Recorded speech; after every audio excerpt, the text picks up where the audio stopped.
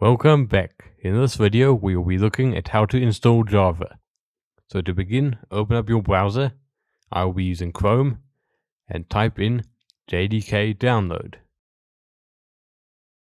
So JDK stands for Java Development Kit, which is a set of tools that you will need to be able to run Java commands on your computer. So click on the link at the top from oracle.com. Then scroll down until you see the downloads, and then click on the tab that is correct for your operating system. I am on a Mac, so I'll be using the macOS download, the DMG installer. So just click on the download link for the version that is right for your computer. The file may take a few minutes to download.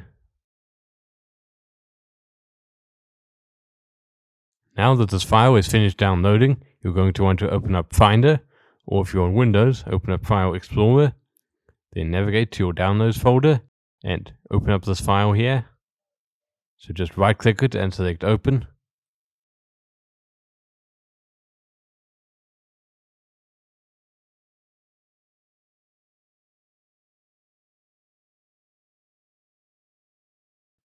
Now you should see this .pkg file, so right click it and select Open once again.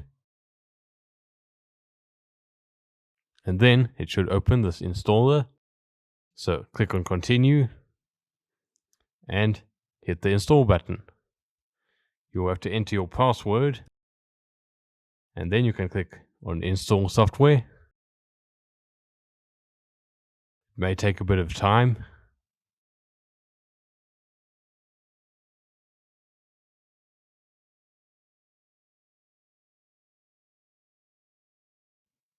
And it says install succeeded. So we have successfully installed Java.